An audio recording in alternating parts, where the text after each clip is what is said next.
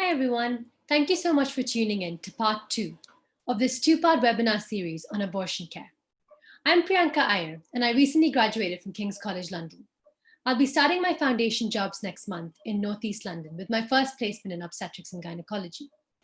Abortion care is a topic that I'm really passionate about, and I hope you find this webinar engaging and informative. So here's a quick overview of the webinar series that I created during my virtual medical elective with Medics.Academy.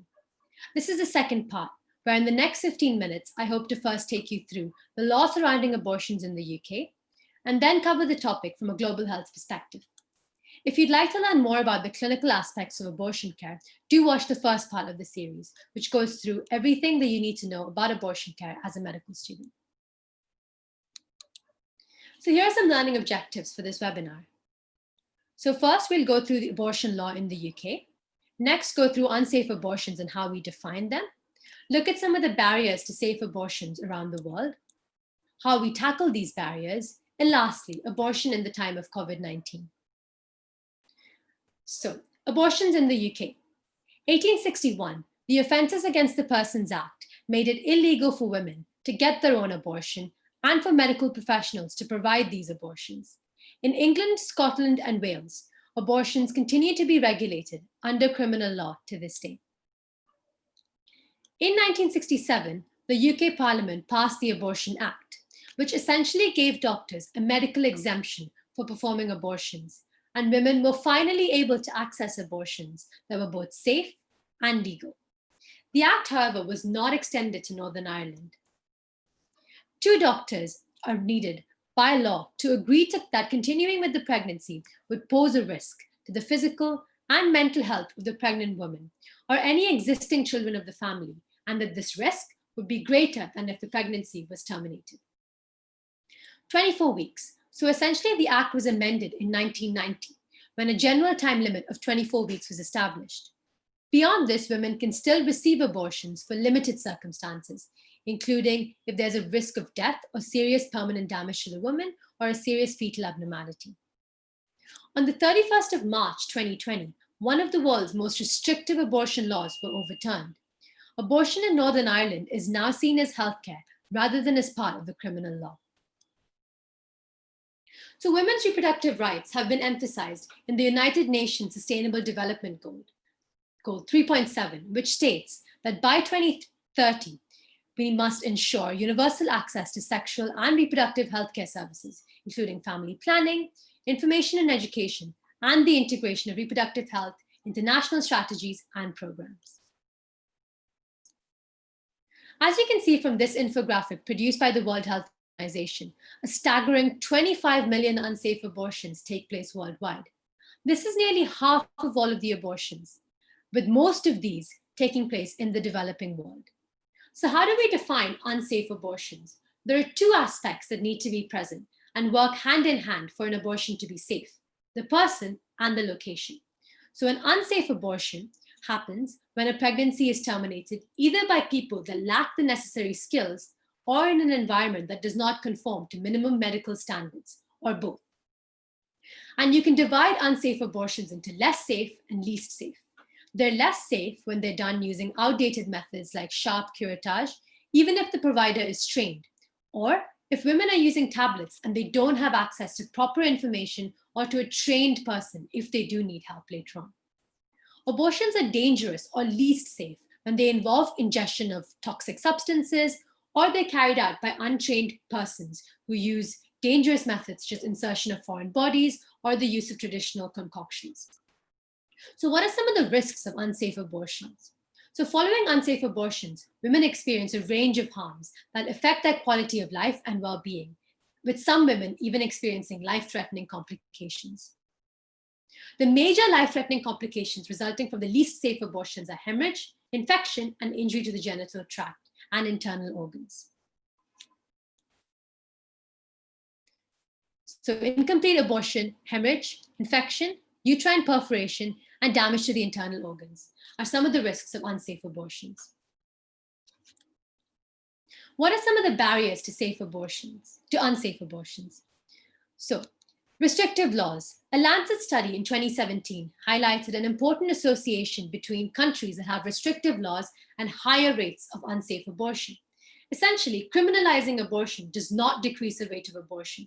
It just increases the number of procedures carried out by inappropriately trained staff using methods that are not recommended. Furthermore, restrictions have a disproportionate effect on vulnerable groups. And this includes adolescents, rural, poor, and the incarcerated who already face highest rates of unintended pregnancy and abortion. You also have funding-related restriction. So economic barriers have massive implications on access, which includes decreased funding for abortion providers and fewer educational opportunities to train medical and healthcare staff in the provision of safe and accessible abortion services. Social and cultural barriers. Terminating a pregnancy in certain cultures is regarded as unacceptable, which feeds into the stigma faced by both healthcare providers and women seeking this basic essential service. This also affects healthcare policy, as abortion becomes increasingly marginalized from mainstream healthcare. Religious institutions also have a role to play, both at an individual level, causing avoidable delays in access, and systemically, through campaigns to restrict local and national policies. A population that's often overlooked are intersex people, transgender men and boys, and people with other gender identities that have the reproductive capacity to become pregnant. This group already face a lack of access, and they often have an added barrier of stigma and biased views from their healthcare provider, including presumptions that they do not need access to contraception. Fear of judgment and previous negative experiences can often be a significant restraint to women who approach a healthcare professional and want to discuss terminating their pregnancy. Financial costs for the woman. This can be a really important barrier. And there are a lot of indirect costs. For example, for women in rural areas, costs of travel and time off work can be significant. Availability of services and a lack of healthcare providers often go hand in hand. With regards to the health system, marginalized abortion care results in fewer trained staff providing this much needed service, which makes it difficult for patients to book appointments. This might delay patients from getting timely care in earlier stages of pregnancy, when medical abortion is much more feasible with fewer accompanying complications. Moreover, lack of training opportunities and restrictions, which include only allowing doctors to provide abortion care, can further limit access to this essential healthcare service. So how do we start to tackle these barriers? Comprehensive sexuality education, access to affordable contraception, and safe abortion care are absolutely fundamental for us to ensure that women around the world have access to care that's safe, compassionate, and non-judgmental. So I'll focus on technology and education as drivers for change in order to start tackling some of these barriers. Technology. So telemedicine is a really powerful resource, particularly in rural, hard-to-access areas, allowing abortion care to be provided earlier and closer to the woman's home. Telemedicine makes it safer to get abortion drugs in the mail, as seen on Women on Web, Women Help Women, and Safe to Choose, which provide an online consultation and a review by a clinician who then remotely authorizes this medication. It is important to stress, however, that there is often a loss to follow up with these cases, and it's crucial that these women know when to access secondary care in instances of a medical abortion. The reduced need to travel, decreased costs, and increased availability of services has benefits to both staff and women requesting a termination of their pregnancy using telemedicine services. Technology can also be used to deliver comprehensive education surrounding sexual and reproductive health, and this can meet the direct need for more training for healthcare providers through e-modules and apps. E-learning improves access, can reach a wider target audience, and has a reduced overall cost of delivery. Education. So reducing stigma. The media has an incredibly powerful influence on stigma and shapes our perceptions. An increased risk of breast cancer and depression post-abortion is often falsely portrayed by the media, and this falsely portrayed belief is then strengthened by crisis pregnancy centers. It's really important to showcase women's stories through exhibitions and documentaries to truthfully portray the reality of abortion services and highlight just how common it is for women to terminate their pregnancies, thereby normalizing and reducing some of the stigma associated with the experience.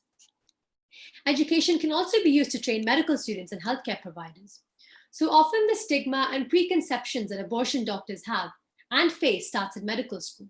Efforts to destigmatize and integrate abortion training into medical education can ensure that the doctors of the future can confidently navigate these conversations surrounding terminations and even pursue postgraduate training in abortion care if they are interested. Moreover, involving a wider range of healthcare workers in the provision of abortion care would go a long way in starting to tackle the shortage in abortion providers. For example, allowing advanced practice clinicians to provide first trimester abortions and pharmacies in expanding access to medical abortions. Again, the provision of accurate information and safety netting is fundamental in these settings, and stringent training that covers all aspects of abortion care should be provided. Comprehensive sexual education. So young people have the right to access information about their reproductive health. A report undertaken by Brooke highlighted examples of widespread bad practice where some schools failed to address abortion at all, and some invited anti-abortion groups to talk about contraception and abortion, thereby providing misinformation and again reinforcing the stigma and distress around the subject. A really great project run by Doctors for Choice UK, which was piloted at UCL and which I helped set up at King's, involves training medical students to provide evidence-based pregnancy decision-making workshops to schools to empower young people with this information. So abortions in the time of COVID-19.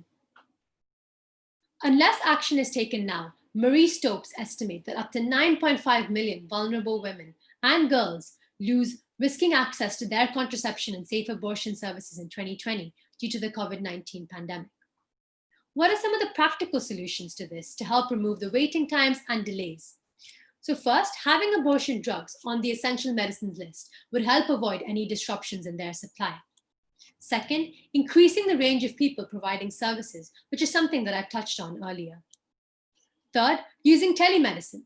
So an example of this is BPAS, the British Pregnancy Advisory Service, who have been providing pills by post for women up to 10 weeks. Digital media campaigns are really important to educate and inform women about the changes to abortion services and to reassure them that these services have not ceased during the pandemic. So the information on this slide is from the latest guidance on COVID-19 and abortion care issued by the Royal College of Obstetrics and Gynecology in June 2020. So as you can see, when a woman requests an abortion, they're offered remote consultation, either via video or telephone. And they're also provided with written information prior to this consultation, so either via email or they're sent a link. And for remote consultations, the same standards apply as a face-to-face consultation, so women are given enough information and time to allow for the opportunity to ask questions and to give informed consent as well. And they're either asked to collect or they're posted their abortion medications, any additional medications, and 14 days after the medical abortion, they're offered a remote or a self-assessment of their outcome using a low-sensitivity pregnancy test. And after these 14 days, they're also offered the discussion of contraception options. And if appropriate, this contraception can also be included in their abortion pack. So just some of the key points covered during this webinar. Abortion is available legally throughout Great Britain as detailed under the 1967 Abortion Act. Unsafe abortions can be defined as those which are carried out by people that lack the necessary skills in an environment that lacks minimal medical standards. Risks of unsafe abortions include incomplete procedures, hemorrhage, infection, uterine perforation, and damage to internal organs. And some of the barriers to unsafe abortions include restrictive laws, financial restraints, social stigma, and a lack of healthcare providers. Technology and education can be very useful drivers to tackle some of these barriers. And abortion is essential healthcare, and this can often be disrupted during pandemics. So here are some useful resources. So Doctors for Choice is a really great organization that does a lot of campaigning with regards to decriminalizing abortions.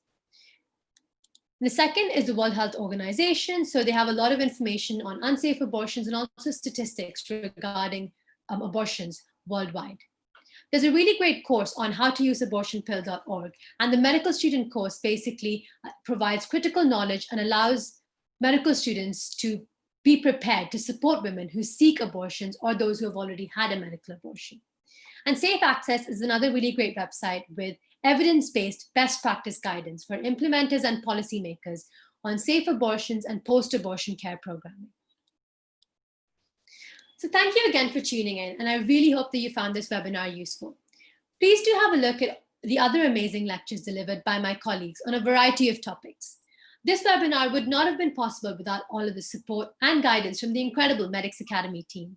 You can find out more about their virtual elective in the link in the description box below. I'd highly recommend signing up and taking part, as I had a really great experience. Make sure you do check out part 1 of this video next, which, if you haven't seen this already, which you can also find in the description box below. Please do like and subscribe to the Medics.Academy YouTube channel to be notified about future videos, as the content on the channel is constantly being updated.